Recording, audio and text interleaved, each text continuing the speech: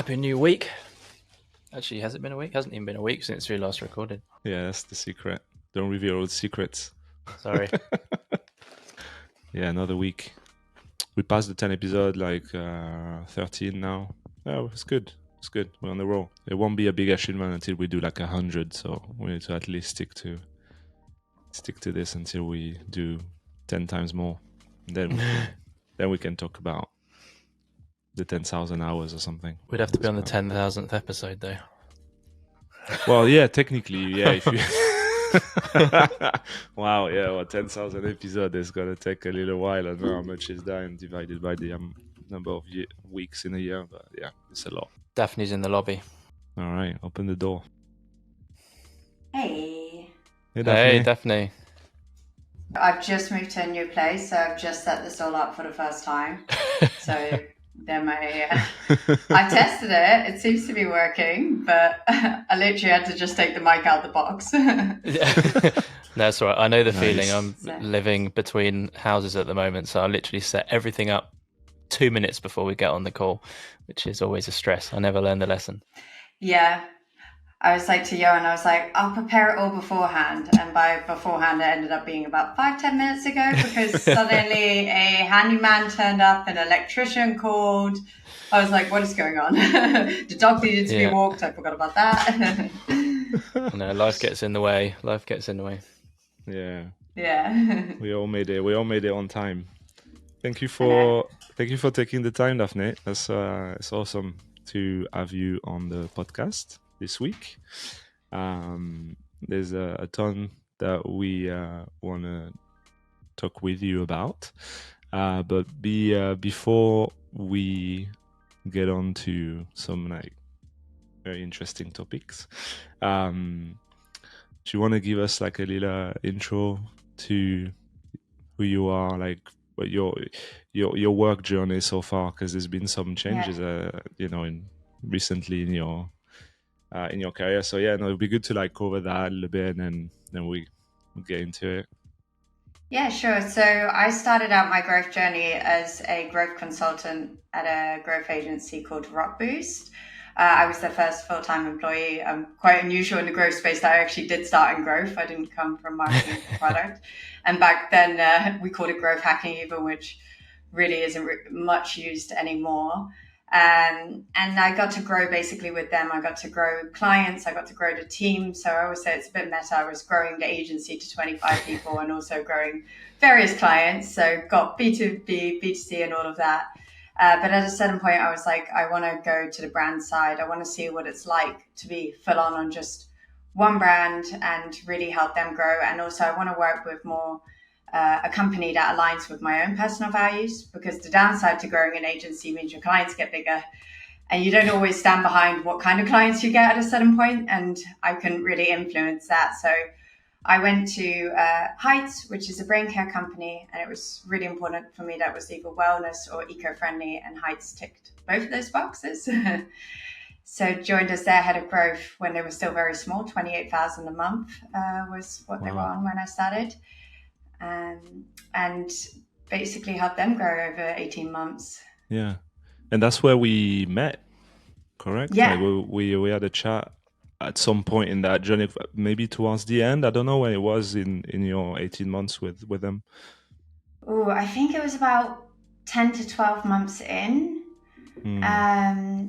I think around about then, I think that was around about the time where we were struggling with Meta after all the changes of iOS.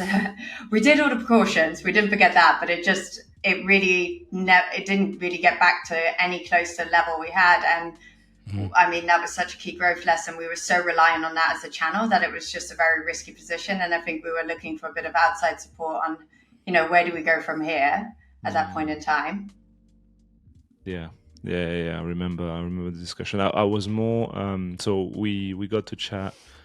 I was talking to Joe more than Dan, one of the co-founder. I have a bit of a silly question, and feel free to not answer if you don't want to. How is it to work with a bit of a celebrity? Dan, what's his full name? Dan Murray? He's got Dan Murray Serta. He's got a double surname. Yeah, Murray Serta. Yeah. He's been blowing up even more recently. I feel like his Twitter is insane, but he's doing a lot outside of Heights as well. But like and the Secret Leaders podcast and all of that. Like, is that at all impacting the day-to-day in Heights or not at all? So it's funny because like I guess I never really saw him as a celebrity, but like one of my managers in that sense. And I also worked more with Joel because Joel was more the growth side and Dan was more the brand side.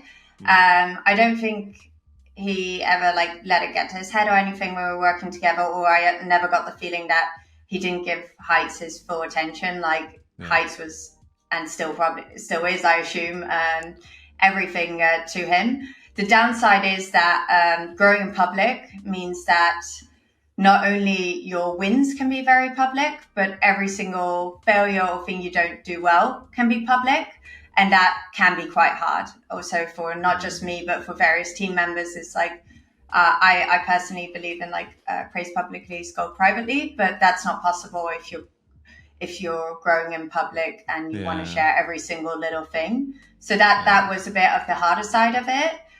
But for the rest, like, I mean, it meant that you had an amazing network, could bring in so many incredible investors and also people to speak to and learn from. So yeah.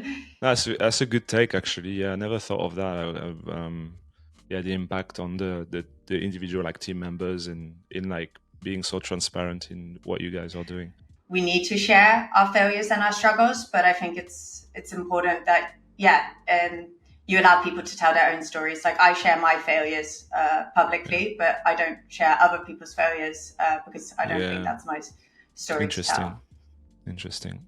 The failures that we come up against the most in growth, right, are the things that we learn from the most. So I think that it's important to share those things because you know, an experiment is an experiment. There's never guaranteed success, and I think it's easy for people to come at things with the mindset with we've failed this experiment, it's a bad thing. But at the end of the day, you were doing something to learn if it worked or it didn't work. So either side of that is a success. I think it's important to talk about that stuff.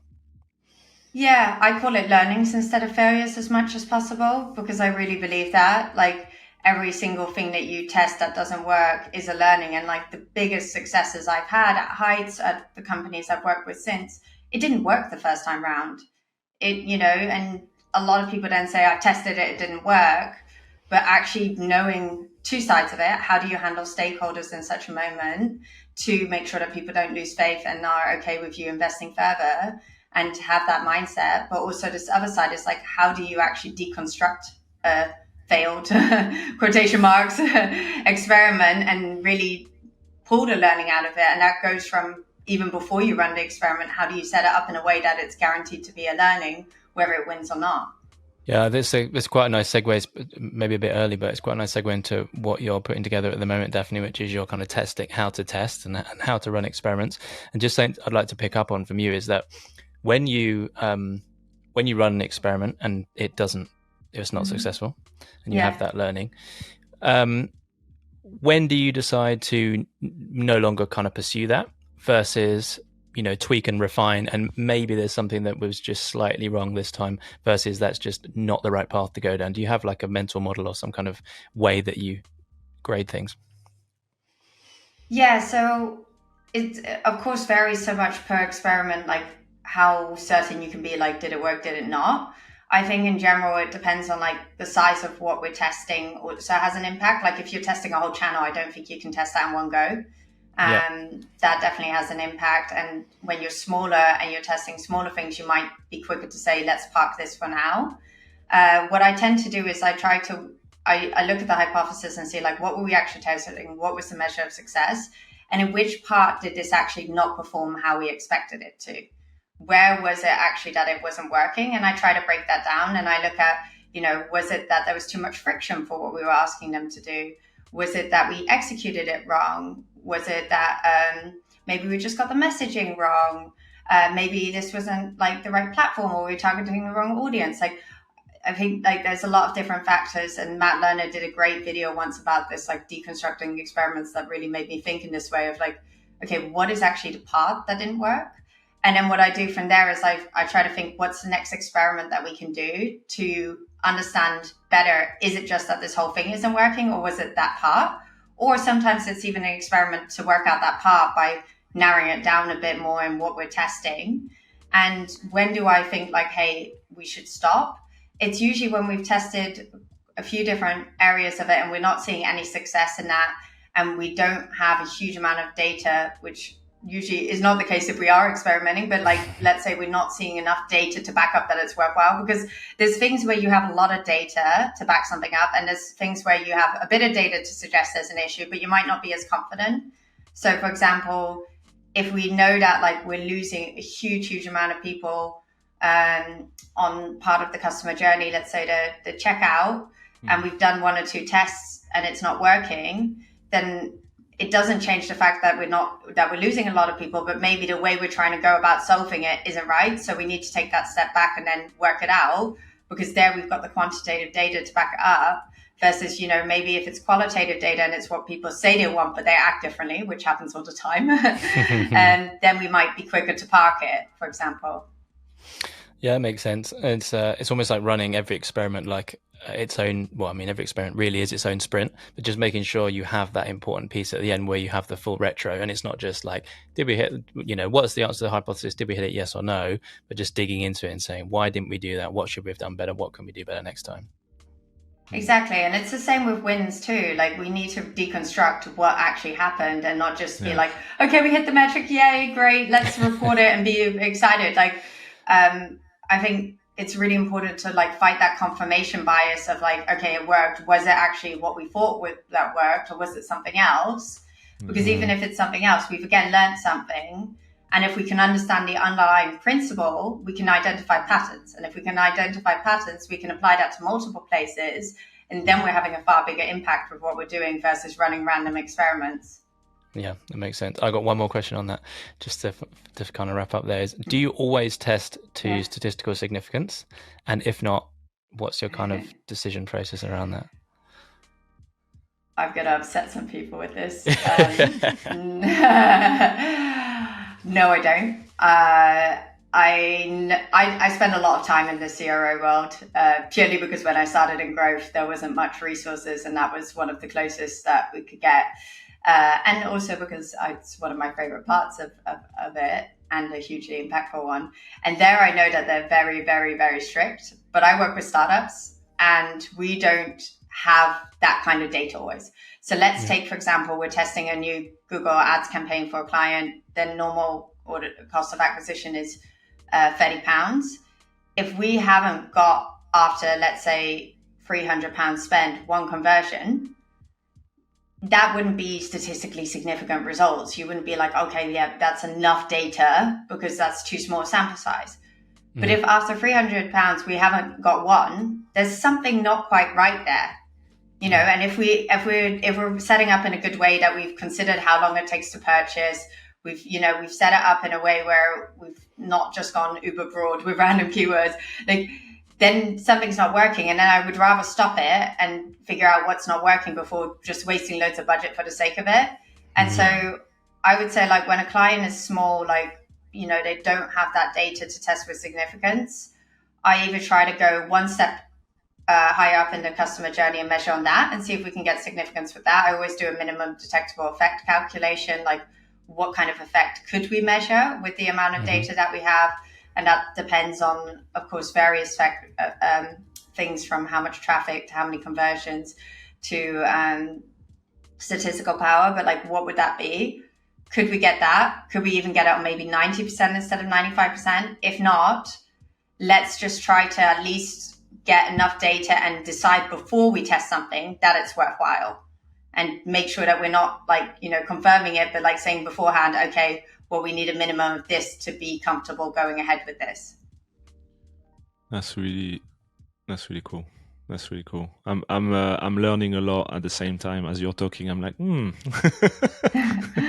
I need to upgrade my my systems. But I think the thing I always think to myself is, where does intuition starts and where does the statistically significant data starts? Like, where is the frontier?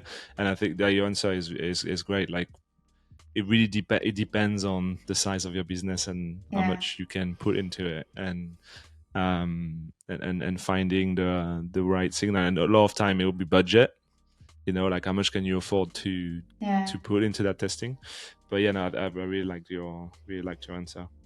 And I think sometimes we have to be okay that we can't run an experiment, that we just need to use qualitative data instead to understand it. Like if your landing page doesn't have enough traffic, like what I'll be doing is way more user tests, way more analyzing of like the heat maps, the recordings, and be doing that instead of running experiments. And I will be breaking the rules and changing a few things over the time, but the cost of not doing that and trying to keep it the same because I can't measure it is likely to be worse because I can always change it back. Yeah, makes sense. And then on the ad side of things, all of us here on this call run millions of pounds worth of ad spend. There comes a point, as you say, Daphne, you just know from experience that you've spent this, you haven't generated what you need to, and from experience, that how often do you spend £5,000 to get no conversion? All of a sudden, you get a whole bunch that come through, and then suddenly allow you to hit that CAC. It just doesn't happen. Exactly. So you just have to use that logic at some point. Yeah. And even if it's that it's not measuring it right, then you need to solve that problem first. I think it's like you say, you get that intuition of like, hey, when can I expect it? And like, I'm also, of course, the first to say, like, if it's only been one day, calm down, founder, please. Give it another day or two. Like, we need a moment. Or don't look too soon. Okay, you looked. Oh no.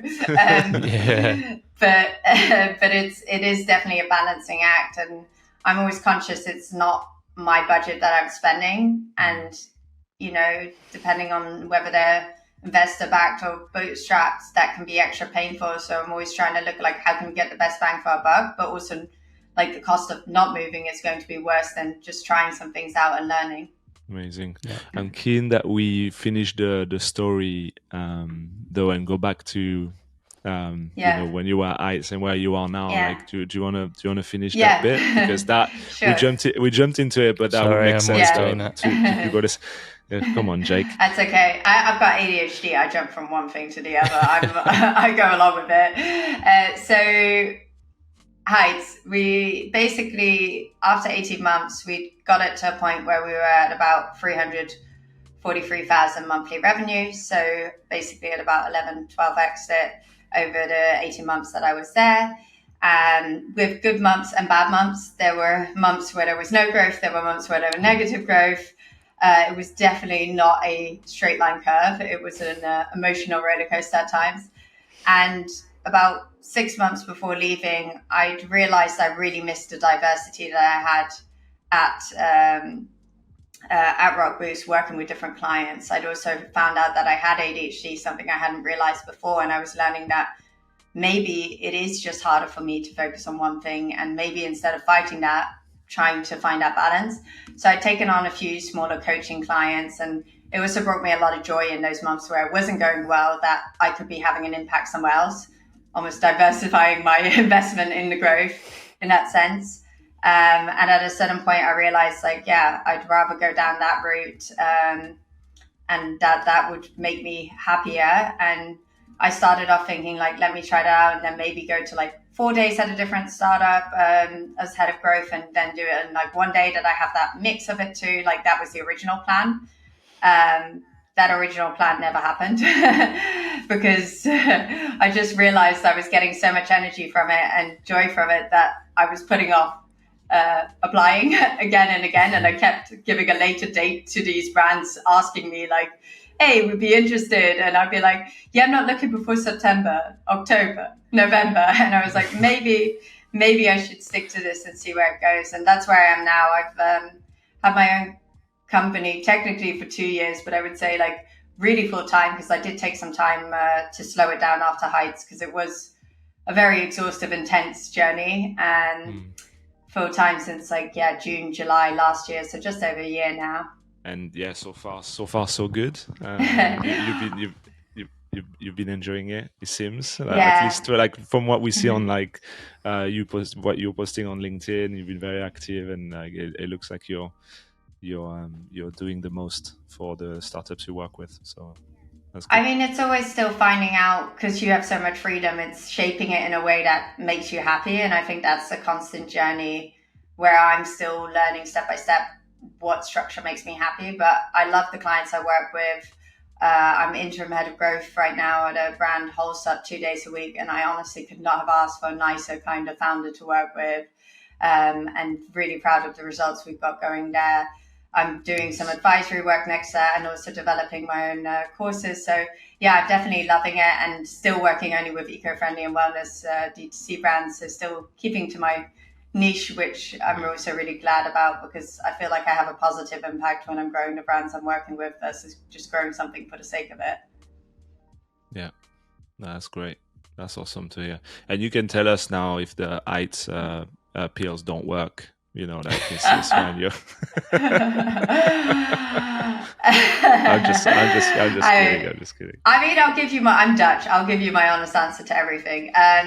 In terms of quality and the composition of it, I haven't seen any other supplement that reaches that level. They've really done their research and gotten it to a high level. I think the challenge is that we're all individuals who have different needs. And so for some people who are deficient in those areas, it is an incredible solution. And all those stories of people feeling a huge difference are real because they were missing those things in their diet and getting it then. For me personally, with my ADHD, I found that having a way higher dose of omega-3, because I eat mainly plant-based, is necessary for me not to get brain fog. And I can't get that from alone the heights pills. So for me personally, it isn't the right balance to get what I need. And I think that depends on each individual. I think the best bet is always just doing a blood test and figuring it out. And then if it happens to be a mix of that, which are the most common deficiencies in people, vitamin D, vitamin B12, omega-3, like make sure you do get a really high quality one, because otherwise you're just what you call expensive pee. Expensive pee. Because the thing is that it dissolves before it gets into the gut, right? Is that the kind of... So a lot of supplements you have to take with food, which people don't do consistently, because you need it depends on the supplement, but you've got fat soluble vitamins, and they need some form of like fat food to go with them to absorb it. And the other thing, like you say, is sometimes it doesn't reach it, or it gets released slowly, or doesn't get released slow enough that it actually reaches it and is absorbed. And that's like why that double casing is important, because like the fat in the omega-3 not only helps you absorb it, but absorb it slower. I will say in general, like the best bet from what I've understood, because I'm working now, Wholesale is a superfood high protein meal shake, mainly for like athletes or people with an active lifestyle. Like from what I've understood from the doctor behind that, is that you can't absorb that much in one go. So I do think it's better with these kind of things to take it separately, like one in the morning, one in the evening. And like it's the same with like athletic greens. You'd actually have to take it in 5 doses to actually get the benefit, because it's too much. Your body can't absorb all those vitamins in one go. So I think even with heights, it might be better, but I'm not a scientist. Maybe I'm getting it wrong. But that's good. No, this was the science segment of the podcast. Hopefully what I said was also like, don't quote me on this, but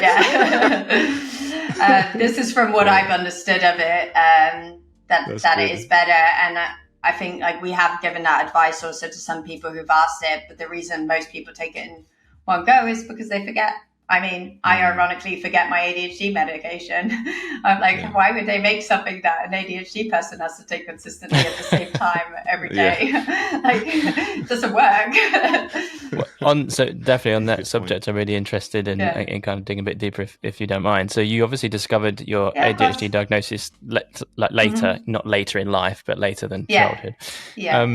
So what was it that kind of led you to that? And was it kind of an accidental discovery? And either way, did something suddenly click afterwards, and a lot of your past has kind of made sense after you found that out? So basically I went to a therapist because I was really struggling with the passing of my dad. My dad had sudden heart failure at 61. And I was really struggling to process that. I felt like I had to be the strong one for my sister. So I just worked. And then a year and a half later, I was like, I'm just feeling really, really down all the time, and I'm thinking about it, and like I can't talk about it without crying, versus like now, almost exactly 5 years later from his passing, I can actually talk about it more openly. And so I went to this therapist, and we were working through all that, and she goes, yeah, that must be hard with your ADHD. And I was like, what? And she's like, has no one ever talked to you about that? I was like, no, isn't that what like hyperactive guys get? And then she basically got me to like read a lot about like women in ADHD, and it did feel like something clicked for me. I always felt like I was different, but I couldn't work out what was it. And I was like, what's wrong with me? Why do I function so different? Like I can't sit, like I couldn't sit still really well in class. Like I would basically pretend to need the toilet to just be able to stand up and have a walk, or I'd always offer to be the one to like clean up a table when I was having dinner somewhere, because I was like, no, I like to be helpful too, of course, but I was like, I need to stand up, I need to like move. And I mean, even now I'm doing this standing because I just realized like I can't sit still. So it definitely helped me click, and like why I thought so differently, why I acted differently. And I didn't go through I then got I got a double diagnosis. It's like buy one get one free. I got diagnosed with depression, so that was sorry, really bad joke before something serious. But that it meant that they basically had to treat that first. That's the usual path with these things. It's like you first deal with the depression, then the ADHD. So I was really focused on dealing with that and understanding where that was coming from. And it was definitely linked with each other. And so eventually, like at a certain point, I was like, okay, I'm through the depression in the sense like that I'm in a better place. I'm off the medication, but I still have these underlying causes. I want to solve that because it was impacting me with my work. Like I felt so bad all the time that I was forgetful, that I would like jump topic, that I couldn't always focus on things, that there was so much that it was impacting. So I started going down that route, ended up on the NHS waiting list for 1.5 years. Yay. That's how long a diagnosis takes in the UK, sometimes longer. I did manage to follow up with them a few times. But I learned it in the meantime, and I found a lot of own coping mechanisms, and it's definitely helped me with my work. Like a lot of people say focus on one task, like always like one at a time and stuff. But like I've learned like maybe if I work differently with that, it doesn't matter. And like I just need to like, you know, create systems that I remember things, create a structure that works for me, balance out deep focus with these lighter focus moments. So yeah, it's definitely helped me a lot, and it's definitely been a self-discovery journey.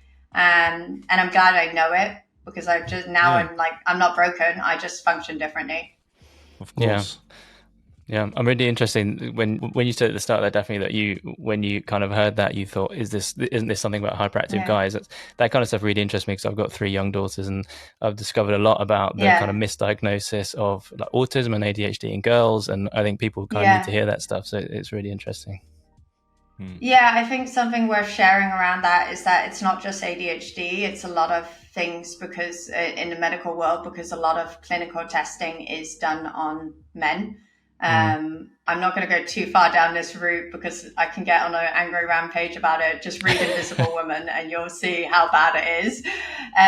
But with ADHD, you're right, like the symptoms are different. So without like trying to toot my own horn, like the issue with it is like that a lot of women with ADHD are quite have a higher intelligence, and so because they're not failing at school and they're creating systems for themselves to manage it, and it isn't the same symptoms, like it isn't like I do have slightly the hyperactiveness, like I have to work out like at least an hour a day to be a normal person to be around, but like it's very different, because we're told as women we're not meant to be loud and run around all the time. Like we're told from a young age to work a certain way, and as a result, like a lot of girls who have it, they hide it or they don't realize it, and it gets very commonly diagnosed only in the 20s as a result. And I think it is worth saying that, like, you know, if you do feel like you have it and you haven't been diagnosed as a kid, like it's worth exploring. You don't need it if it's not impacting you. But for me, in the end, I was like, it's impacting me. It's not causing solely. I don't believe that, but like it's playing a role in getting this reoccurring depressive episodes I'm having, because I'm not learning how to deal things or do things in a way that's right for me. So I did want to solve it. And in my case, the medication does really help, and I'm grateful for it. And will I take it further? I don't know. I'll see. That's brilliant. Thank you for sharing. Yeah, as you said, thank you for sharing that. And to kind of segue back to kind of growth, it would be interesting to know, how does growth seems like a kind of world which would be an absolute nightmare if you have kind of concentration issues, because there's always so many things that we can do at any given time that we can jump to. How do you manage the prioritization of kind of experiments and tests and things in a day-to-day, not just personally for you, but also in general, like your management of that process? So ironically, I think most founders, and I'm pretty sure they've done research on this, but I can't give you the exact stat. Most founders actually have ADHD. From what, like, this is not just anecdotally, I have read something about this being the case, that entrepreneurs are more likely to have this. And I think it's actually a superpower in growth, because it means, like, growth is so diverse, like you say, that if you aren't able to juggle lots of things at the same time, it can be very overwhelming. And so I think it actually helps in a lot of senses, but I don't think I'm made for corporate growth, because there I have to go so deep into one thing that it's not where my strengths lie. And whether that's the ADHD or just generally how I am, like, I've realized that I thrive in these startup settings because there's so many different things happening and needed, that I love the chaos of that. And ironically, because I know what it's like to struggle with focus and I know the mechanisms that work for me, I almost feel like sometimes I'm helping founders with their, like, either official ADHD or let's call it growth ADHD, where they're basically like, you know the emails you get, like, hey, should we try out TikTok? Hey, should we, have you heard of this channel? Like, or this brand is doing this, should we be doing this? And like, I actually find that I'm actually quite good at saying no to it, because I've had to teach myself to say no to so many things over the time to focus. So it's almost like sometimes I'm helping them with that side of things. So I do think it actually does help me. I do have to be careful sometimes that I don't get sidetracked, but usually the way I do that is I really believe in, like, the growth process and having a structured approach to growth. I don't believe that you have to go from 0 to 100 and have the perfect system. I believe that reality is very different to what gets taught around growth processes, and that you have to make it your own and build it step by step. But that's what helps me, like, making sure that we've decided, like, what are our key growth levers? What are we focusing on? Where is the impact? Everything that comes in, does it relate back to the growth lever or not? And what are the themes that we're testing per growth lever? So what are the different, like, themes of areas of impact that we think that we can have within the growth lever? And if it doesn't relate back to that, it gets added to the backlog, that we don't forget it. It gets stored, but we leave it for now. And I always, like, challenge that, like, is this going to help us achieve this goal? And if it's a question of, like, is this goal the right one? We should be analyzing that on a monthly basis anyways, to double check, like, what is the right action. So if it isn't related to it, then, you know, we should find that out by ourselves. But I'm always happy to double check. But it's like, this is our growth lever for the quarter or the month, because things goes fast with startups. Does it relate back to that? So it's about creating structure. And I think I've created lots of structures for myself to make things more manageable. But I've also, like, seen the reality of, like, that you can't have it perfectly in one go. And I think that's where a lot of startups struggle, is they go from, like, no system to trying to do it perfectly and then not getting it working. I just wanted to, like, go a bit deeper on that, and maybe, you know, in relation to the course that you've been building, if you can walk us through, like, your kind of, you know, steps or methods to kind of find your growth experimentation within, you know, a given startup, which, like you said, is will be unique, but if there are, like, some tips, it'll be great. Yeah, sure. So what I usually start with is just getting into the mindset of what is an experiment and what isn't. Because usually if they're not tracking things, they're usually not running experiments necessarily, or they're kind of running experiments, but they're not measuring it, or they're not sure if it should or shouldn't be an experiment. So I always start with that. Like, what is actually an experiment? What is an optimization? Should we run an experiment or not? And let's just track what we're already doing. Let's not get focused on deciding those exact focus areas, trying to, like, you know, understand every single part of building a backlog, prioritizing. No, let's just measure what we're already doing, because that's already going to give so much insight into what to do next and add a lot of value that at that stage, that's your like 2080. Yeah. And once we get into the habit of that and we can measure our experiments and we understand what's working, what's not, that's when we start to like think more about like what are our growth levers. Like we should know before we even do any of that, like what's our overarching metric, like the North Star metric, where are we going to, whether you call it a North Star metric or anything else, I don't care. Growth is a bit of a buzzword bingo anyways. And again, with growth levers, you can call it your bottlenecks, you can call it your OKRs. I don't mind. Like what are your focus areas and deciding that, and then just choosing one to start tracking around consistently. So let's say that you realize that your major focus area is getting paid ads to convert better. Then just tracking every single thing you do around that, deciding what kind of themes you're testing in, and getting consistent about that. And that's again, like that's at that stage, that's going to be already hugely impactful, because not only have you been more conscious in deciding your focus per quarter and what not to do, because often I see like the KPI lists of like related to like what's our goals for this quarter, and they've listed every single KPI from like cost of acquisition to retention to website traffic, and they've got like targets for every single one. And I'll be like, okay, now what's actually like the one that's holding you back? What's your bottleneck? And let's focus in on just like, you know, max 2 or 3, depending on the size of the startup, and doing that. And only then, once that's working, do I start introducing like a growth process. Like, let's have a growth meeting. Let's decide who's leading it fully. Let's have like a structured agenda that we're walking through, and having like regular meetings related to growth, like from having sessions with different team members to get their input, to having like monthly Zoom out meetings. Let's start to do that, and like prioritization sessions, and start to build that up, because at that stage we've understood the underlying mechanism. We've gotten used to a bit of the documentation, which is the hardest part. Now let's start to like level it up, because this will force us to have better conversations with each other. And only then do I actually start like prioritizing and maintaining a backlog, because you can write down your ideas before that. But I just find that if you're trying to do all these things at the same time, it just kind of, you do everything half. And so I've really tried to think like, what is it that has the impact? So only step 4 is like doing that. And then the final stage is like upgrading it, getting smarter, like improving the tooling you're using, getting more strict, and like, you know, how long should you test for? Do you need more, better experiments? What's your process for learning from experiments? How can you get more out of your growth meetings and leveling it up? So I've kind of broken it down to those 5 steps. Is it the official way you should do it? Probably not.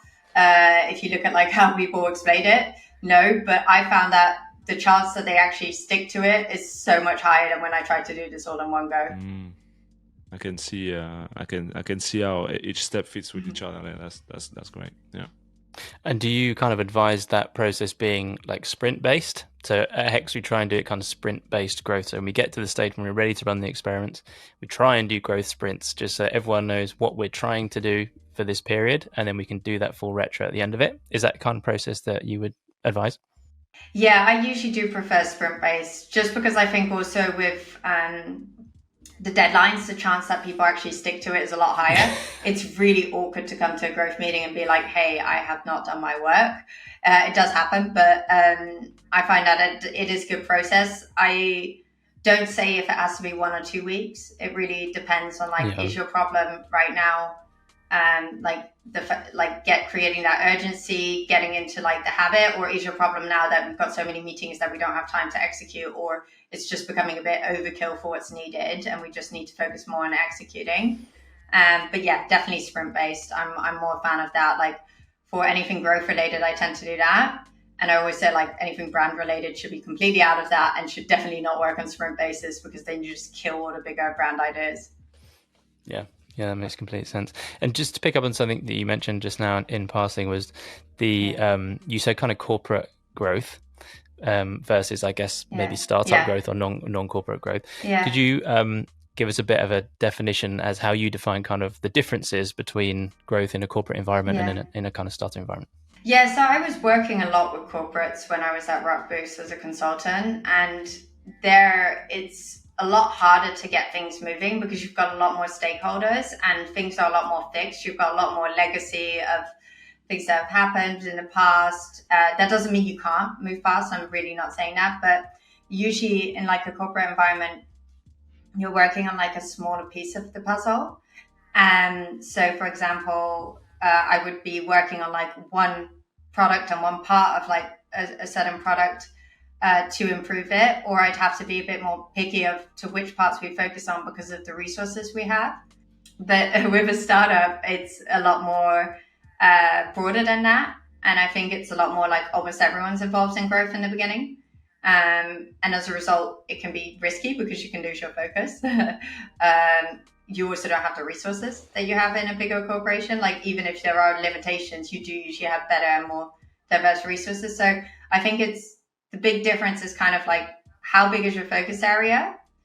What are kind of your constraints? They're really different per side of it. And also how much time are you going to have to spend on stakeholder management versus like executing? Because stakeholder management is important with either one. Like I used to think like, hey, if it's impactful, why are we having this discussion? I've learned the hard way that you really do have to learn how to get people on board and also involve people and have that storytelling element to how you get people to understand the importance. But it's definitely a lot more with bigger corporation because the chance that you're stepping on someone's feet is a lot higher. Yeah, it's interesting that the kind of breadth of company buy-in to the growth mentality is just something that you can't achieve. And I was going to ask you a question, does that when you were at Depop, did you find, because that's on that kind of corporate size end of the kind of startup scale, did you find that was kind of creeping in to your world there? Oh yeah, I mean, it was a nightmare. It was horrible. we until I left, we tried to bring like a growth kind of squad, cross department and stuff. But I'll tell you a little secret: the engineering team and the product team were not talking to each other. So, that doesn't help to do any sort of growth experiment. And it became like a big salad of ego and stepping. It was a busy dance floor. You talk about stepping on someone's feet. It was a busy dance floor. It was hard to not step on anyone's big shoes. So that's I'm past that. It's past the date now, so I can talk about it a little bit more. But it was hard, really hard. Not an example to follow.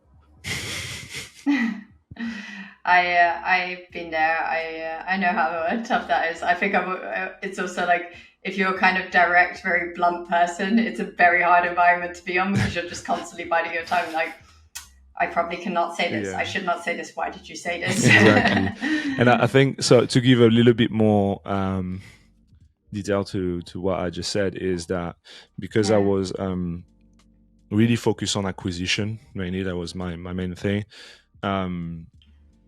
That was fine for that part because I didn't really have to step on anyone's toes or do big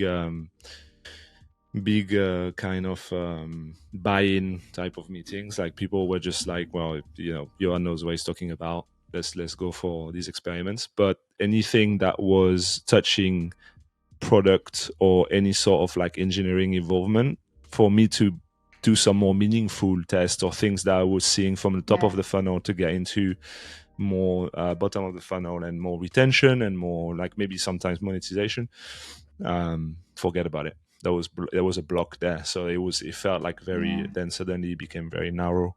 It's not narrow because acquisition is a big thing, but it was frustrating when you can't go deeper. But especially if you know the bigger impact is in the other areas and you can't change it. Exactly. Thanks for the question, Jake. I'll wait for my question now. I've got another question. I've got so many questions for you, Daphne. I'm sorry, I don't want to like bombard you and take them away from you. Oh, it's okay. Go for it. You posted something the other day about the ethos, logos, and pathos types of social proof. And because for people listening, myself included, has no idea what that means, you've nicely defined them as ethos, credibility and trust, logos, logic, reasoning and proof, and then pathos, emotions and values. And the kind of crux of that message that you put out was that different people respond to different types of social proof. Some it's to do with trust and credibility, some it's to do with reasoning, and some with emotions. And previous guest on the pod, who you may know, Marcus Burke, he commented and he added to that and said that you have different customer personas or different people, types of people that respond differently to those. And his example was that for social proof, a Gen Z American wouldn't necessarily care if you had the independent badge as a badge of honor. They would be more interested if it was like a mention from an influencer. So just wonder if we could kind of touch on that and the things that you've learned in kind of running those tests across the companies that you've worked at. Yeah, definitely. I think his example of what he added is a perfect example of where, if you understand what kind of resonates with them, it's a very different form of social proof. I've just seen a lot of startups get very caught up on their review numbers or getting in big publications, and that's costed them a lot of effort. But that when we then talk to the customers, because I always love to do like job to be done interviews and really understand like where are they looking, what are they looking for, that the forms of social proof are just very, very different to what the company has in mind.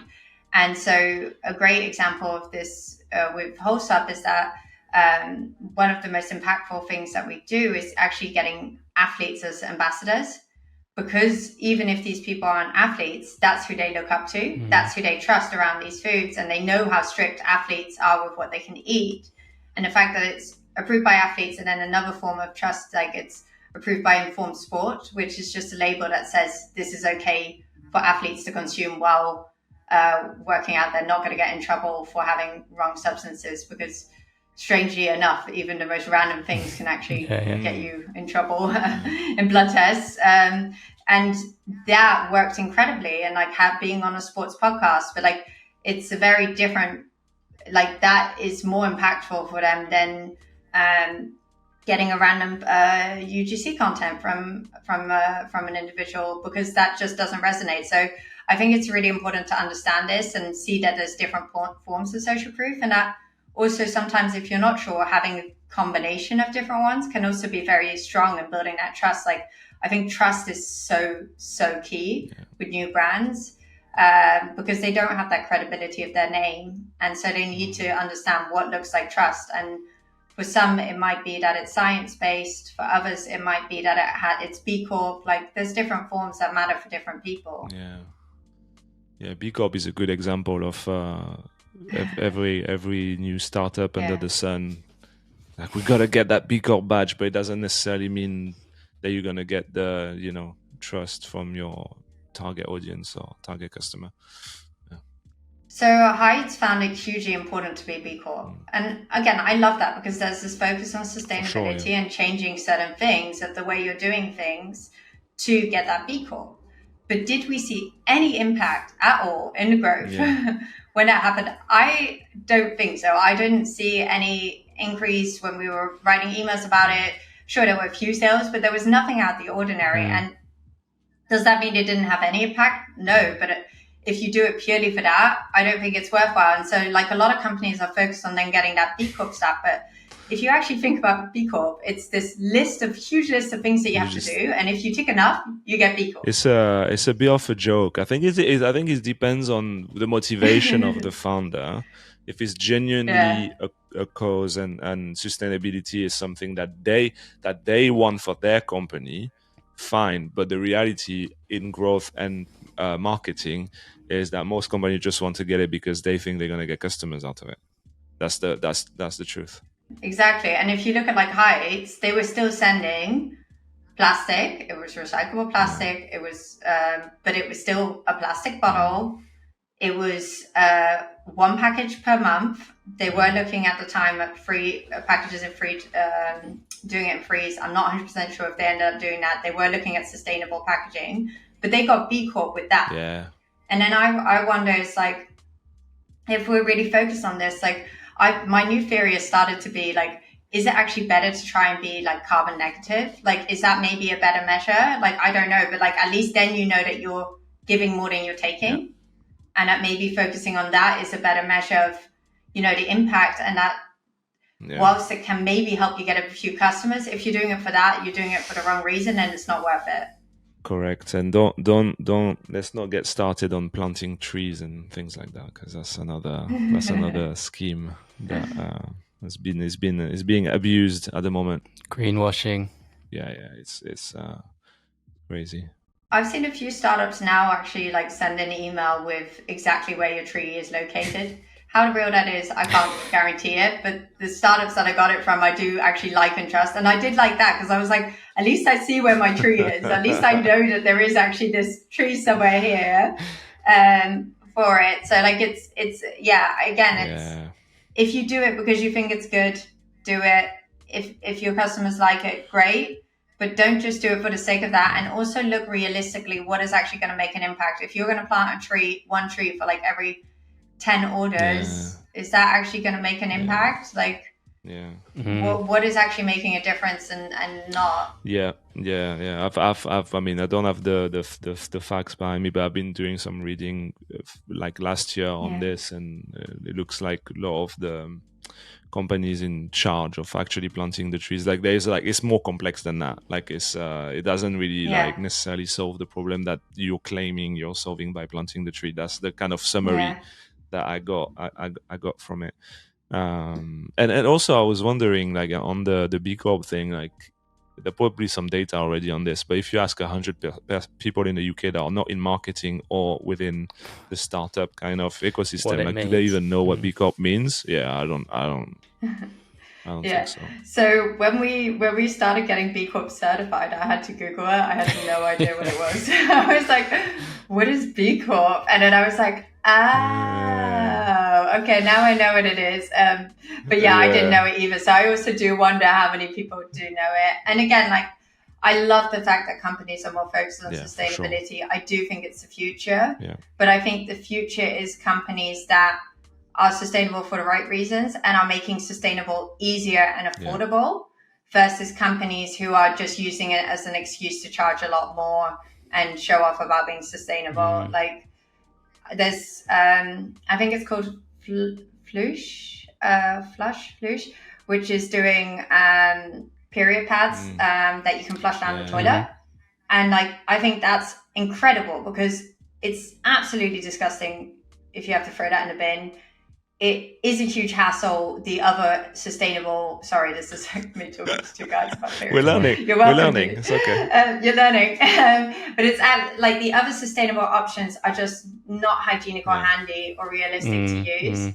And I love the fact that they've actually done something that's sustainable and easy to use. And like, I think there's more and more companies coming out like that. Like I know another brand that's been working on like having actually like refillable package that's biodegradable, that kind of stuff. Like that's actually impactful because that makes a difference. That makes it easy to be sustainable. And especially if you can then do it at a good price as a result of the ease of it, that will make a big difference. Like I think that's the future of sustainability, not being people or trying to. That's a good example. You know, the first time I heard about B Corp, I was like, I don't want to be B Corp. I want to be A Corp. What's that B Corp thing? They need a rebranding. Why B? I want A plus. Maybe you just invent your own A Corp and you just say like the best startups who are actually doing the good. A Corp. I'm gonna give you the A Corp stamp, and you can put on your website my little stamp for being A Corp. That would be nice, actually. Or A plus. Yeah. Environmental issues that actually have impact on sustainability, not just a box ticking exercise. And then we have the A plus Corp awards. Exactly, yeah. And each one we can charge a fee for, just like the B Corp company charges a fee to be a B Corp. Yeah, exactly. So you sit firmly on the kind of pathos end of that trifecta, I take it, from everything that you've just said. The emotions and values, that is where you kind of that's where the social proof connects with you, with the brand. Is that fair to say? I would say that I'm also very much on the data side. Like I think like my language is very much numbers. It's always been easy for me to understand. I definitely like do have that emotional connection to like what is right and what's wrong, but definitely the data side. And that's also what got me in trouble a lot of the time, because a lot of founders aren't that data side. If you like, we can use this as social proof, but we can also use this in how do you persuade your team and manage stakeholders. And a lot of founders are actually really focused on like, what are other people doing? Yeah. What is like another big growing startup doing? And so I would go with all my data and be like, we don't have product market fit. We should do this. Or like the numbers showed this. And they'll be like, yeah, but that and that brand have managed to do it. Or, yeah, we can't say this to the investors. So like I learned really like with my persuasion languages myself, like even if I'm more the data, I do need to focus more on that emotional side with others. And also like that more the, the authority figures, like showing what other key startups are doing, even if I'm like, is that so good? Like if that's language that works and it helps them understand it, or like thinking from that perception of like, who is someone that they trust. Because I would often have like that someone would come in and say the exact same thing as me, and suddenly they would be listened to, and it would just be that idea of that outside person, like authority that they trust. So I was like, instead of fighting that, I'll just say what that person said to me and use it to help, move us in the right direction. So frustrating. That's also used in bigger companies, maybe scale ups plus, where because it's like the analysis paralysis, or not wanting to make a decision because you don't want to lose your job, or like the amount of you don't want to take risk basically. So the cop out kind of thing is like whatever you said is like, yeah, but we need to talk about this with like 5 external people to get their buy-in. Like it's just a way to just like never make a decision basically. Yeah, but I think it's also like we're in growth, we're marketing, we need to understand our target audience and like understand what's going through their head and what makes them like comfortable, uncomfortable, what will make them trust in it.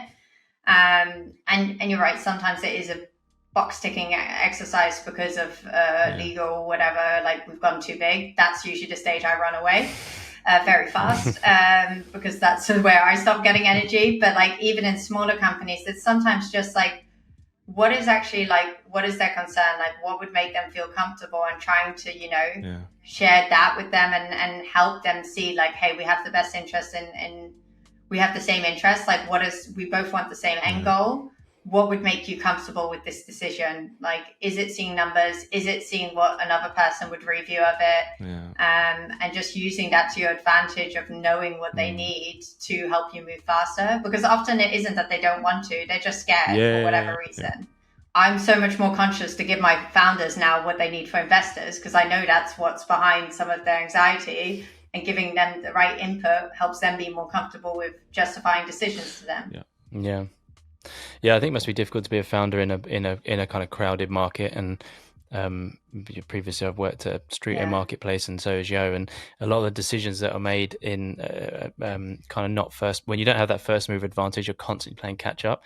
And I think when you've got the investors talking in your ear saying, why aren't you doing what your main competitor's doing, it's really difficult to listen to your team that's saying, we think that we should do something that's slightly different, because they don't want to be told one thing by the investors and ignore it.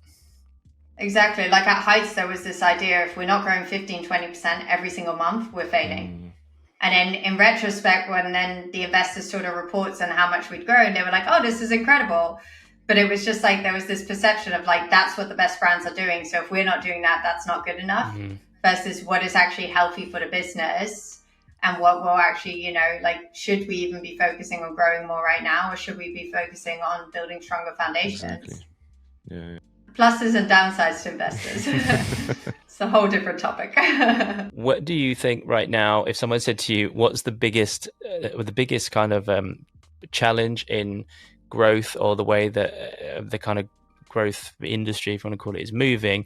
What's the biggest challenge on the horizon, do you think, for brands that kind of have a growth mindset and want to execute growth? Or maybe an easier question to answer, what's the biggest challenge to startups that want to kind of employ this growth mindset in terms of growth marketing and growth to overcome in the next kind of 12 months? Yeah, so I think that first one right now, everyone would probably say something along the lines of AI and dealing with like data and actually being able to measure things. So I'll leave that to the people who are talking a lot about it, because it is very spoken about.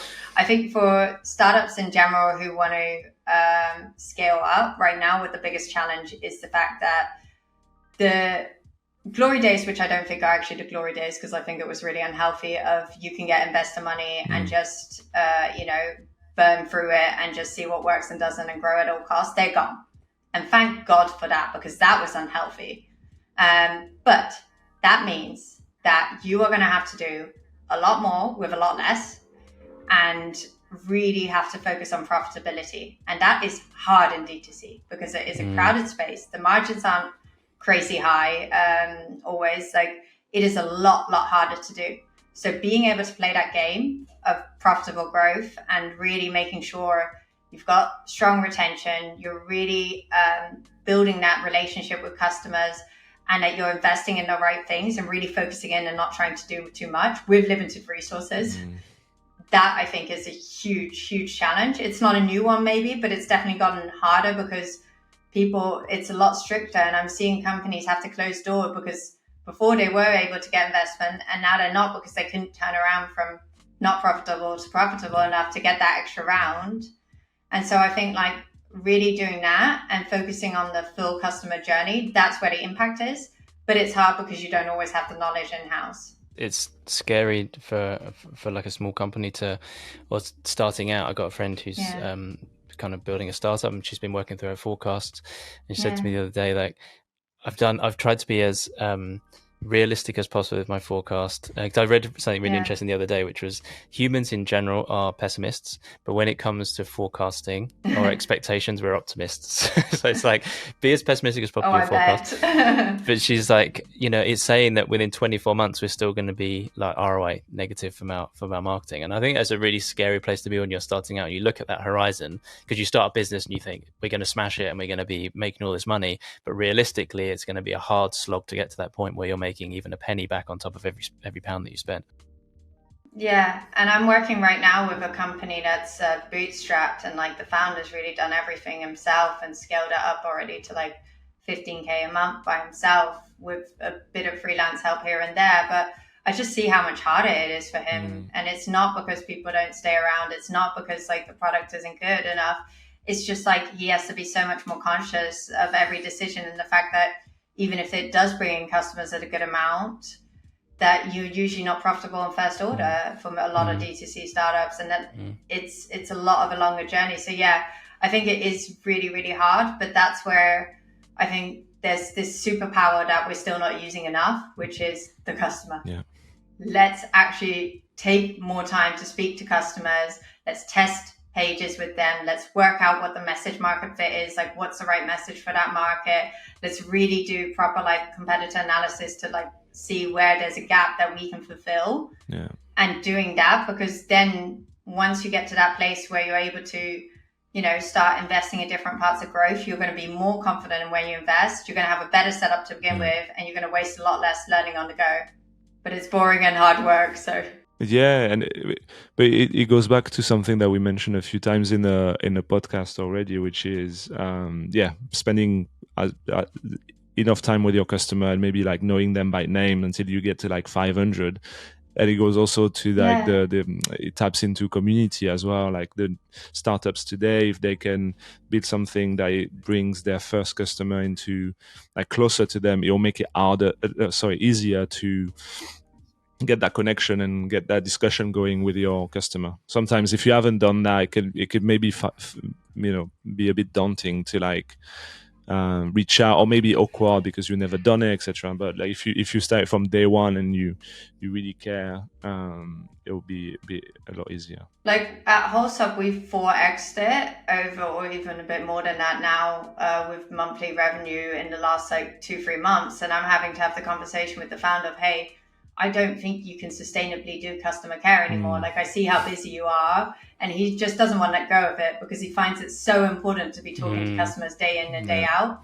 And that was something I did at Heights too. I helped with customer care at least once a month next to user interviews, just to keep that relationship, because you're right, like just having those conversations. And I love that you say like knowing them by name, like even like having that close bond with it, it's going to make such a big difference in it. But I would also say not just the people who loved you, but the people who were unhappy. It's even more important to know their name to figure out like, hey, what's not working, so you don't get this confirmation bias of we're great, why are we not growing? We're great, why are we not growing? And then you talk to someone who didn't like it and they're like, well, you did this, and you're like, oh, okay, yeah. I mean, it's almost like those customers that churn are more important, really, to talk to than the customers that are customers, because it's easy to see churn and see users going out the door and just think, oh, this. Just get frustrated about it and angry, but I just don't think enough companies have a process in place to get in touch. And I think sometimes just that process of talking to somebody is enough to bring them back into the business, because they think they're trying to improve, and that's a company that I want to be involved with. Yeah, and you have preventable churn and unpreventable churn. Like unpreventable churn is, they've literally can't afford it anymore. They've lost their job or something.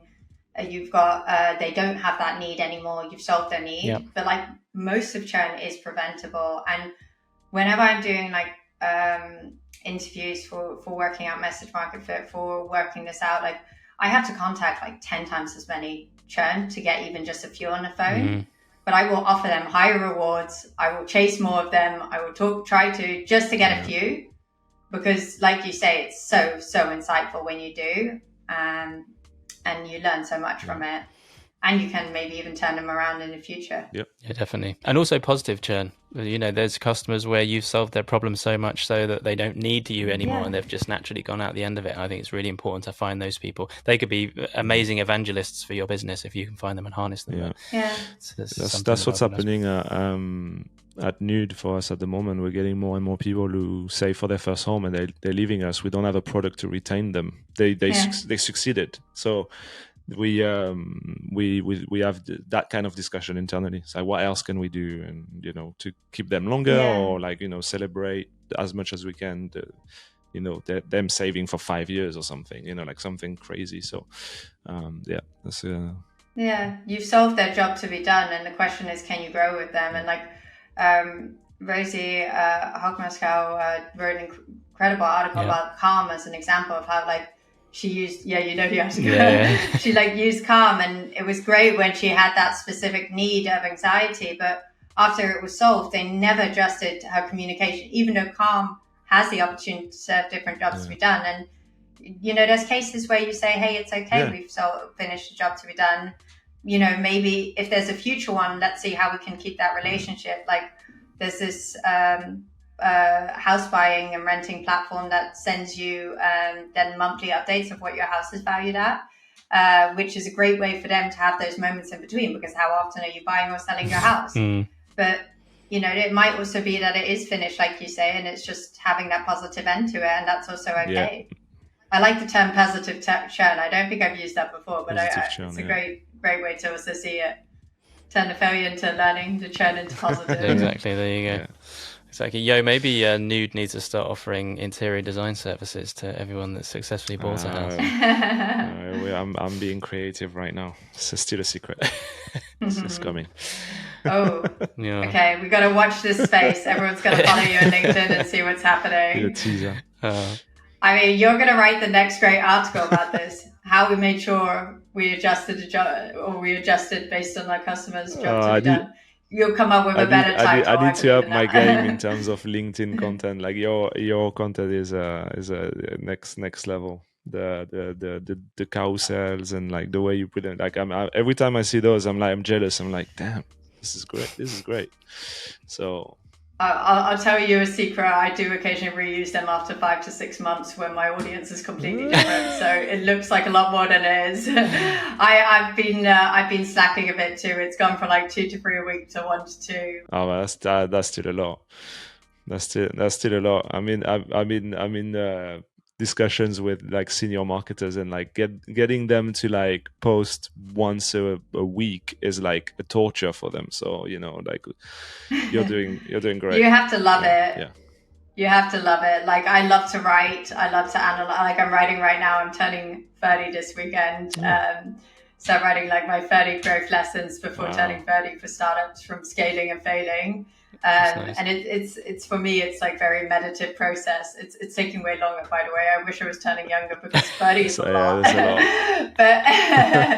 but it's, you have to enjoy it, otherwise you don't do it. And I see a lot of people who try to do it for the sake of it, and then when you have a bad post, like today's post didn't do great, it's really easy to give up, because you're doing it for the wrong reasons. So it's like seeing like what format do they love, and seeing from there. But yeah, it does take a lot of time, I will admit. And I do have support. I have people helping with like checking the editing of it. So I definitely don't do it alone because I realized I hated the grammar and editing side of it. So I do have someone who checks it after I've written it. That's good to know. Yeah, but I think that's with everything with growth. Like we all like, it's always like, oh, the head of growth did it. No, it's a team effort. Even like my content, like I've got an intern who helps me out with other stuff 3 days a week. I've got someone who helps me out a few hours a month with the editing. Like otherwise I couldn't do it either. That's good. Yeah, that's good. That's nice. Yo's got an intern that helps him out with the editing. Me. Oh yeah, yeah. That's the guy with the red hat. At least you get to join the course. By the time the episode goes out, you would have turned 30. So happy birthday! Happy birthday to future you. And thank you. Yeah, Sunday 13th of August. Born on Friday the 13th. Oh wow, you're born on Friday the 13th. Amazing. Yeah, oh, that's very a lucky day. That's cool. Have you yet got onto a 30 under 30 list? No, I didn't make. I mean, I've got 2 days, but I don't think I'm going to do that. I mean, like I think like it's it's one of those things where you're like, oh, that would have been really cool to do, but at the same time, the other list I'm making, which I don't think I'm going to share publicly, but it's just like for myself, 30 achievements, just to like take some time to acknowledge the successes, because I think it's sometimes so easy to just sweep by them or like underplay them versus like, you know, hey, this week I can be proud I'm on this podcast. I'm, you know, it's with your third now in the UK and marketing. Oh, we occasionally, yeah. Occasionally, okay. When you take the screenshot at the right time. Just messing.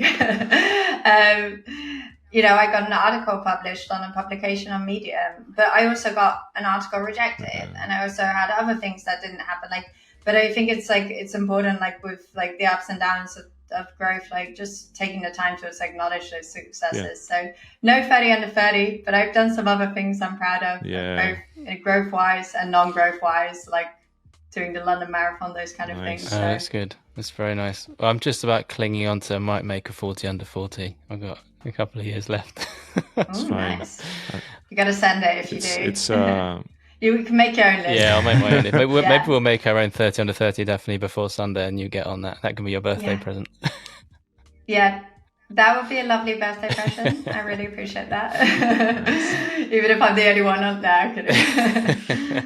All right, wonderful. Well, we better wrap up there. We don't want to take too much of your time. Yeah. But it's been wonderful to chat to you, Daphne. It's been really amazing episode. Likewise. Thank you so much for having me. Really enjoyed it. It was awesome sharing your knowledge with everyone listening. So thank you very much, and see you soon. Speak to you soon. We'll talk soon enough. Take care. Thanks, Stephanie. Bye. Bye. That was really cool. Certified growth genius. Yeah. She's very smart. Last time I spoke to her when she was I thought I was like so dumb. The way I talk the way I am, the way I talk about growth and like the processes and the experiments and stuff, like I never talk about it this way. And then talk to her, I'm like, oh, there's a proper science behind it. So that's very cool. That was good. And it was good. Like she shared a lot, which was very touching. But man, you messed up at the end when she said third in marketing, and you said some days. She's thinking, "Fuck! Why did I waste my time coming on this podcast?"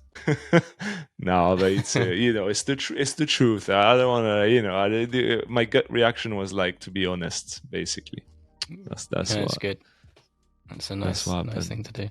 It's fine. We'll be third or top 5 consistently in a few months, I'm sure. I wanted to make a joke, but then I was like, you guys were vibing on the topic so much. I was like, maybe it would be misplaced. I wanted to say that the Forbes 30 under 30 is a bit like B Corp anyway. Who cares? But exactly. Who pays the most money? But then you were so 30 into it, richest but, under 30. yeah. You guys were so into it. I was like, I don't want to like it'll sound like I'm bashing you two, so I don't want to do that. I don't care. Fuck the Forbes 30 under 30. Yeah, fuck Forbes.